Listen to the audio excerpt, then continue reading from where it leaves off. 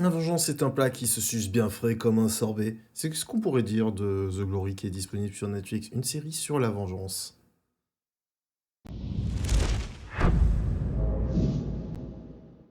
Ah oui, pour une fois que le PC galère pas trop, bref, The Glory, ma série préférée de ce début d'année, bien qu'elle ait été disponible depuis le 30 décembre 2022. Moi, je la découvre en début 2023.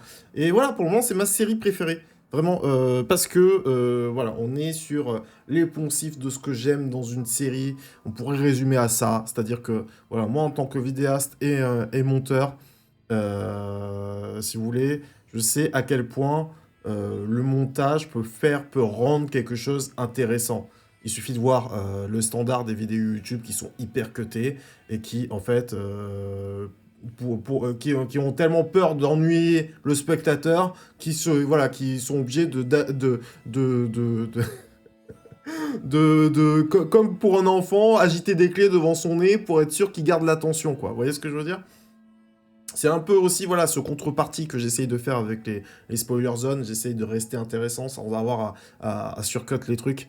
Donc, plus que ça me prend du temps et tout ça, et que bon, faire du travail du montage de cut, c'est pas hyper intéressant. Et puis en plus, ça ne fonctionne pas du tout avec ma manière de parler. Je parle extrêmement vite et des fois, c'est difficile. Mais bon, bref. Tout ça pour dire que le cut, c'est certes une manière de rythmer les choses, mais c'est aussi un cache-misère. Et en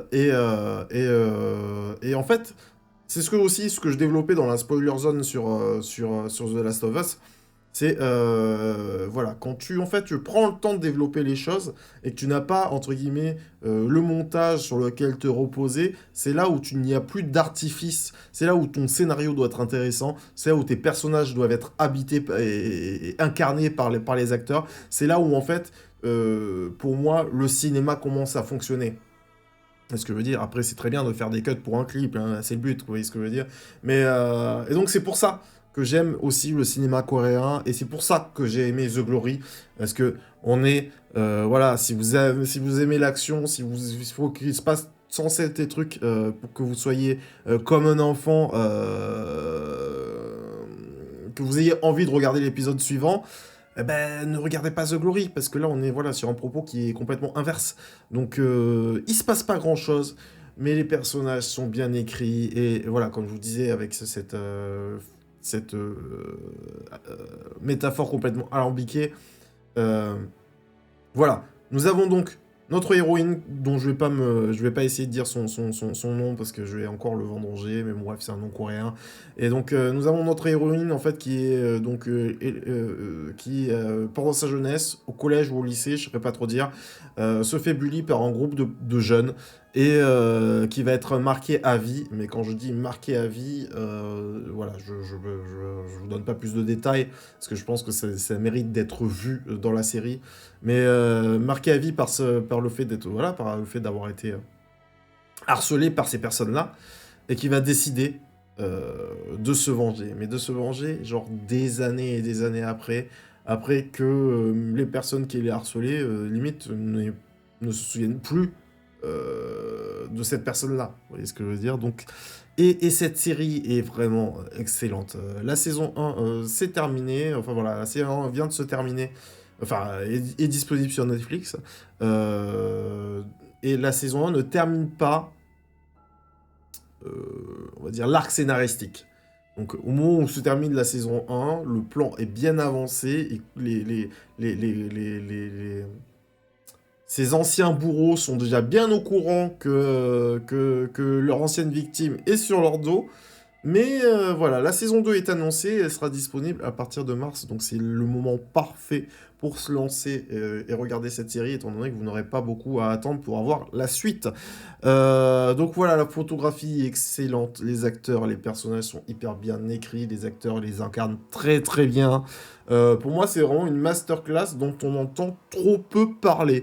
Alors je sais effectivement qu'il y a eu, et nous on a revu pas mal de trucs aussi qui étaient cool en ce début d'année, mais je suis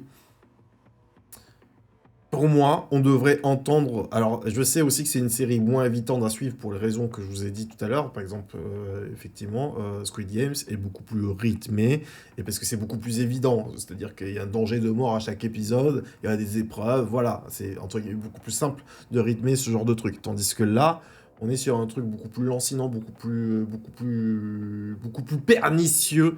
Je pense que c'est le bon terme.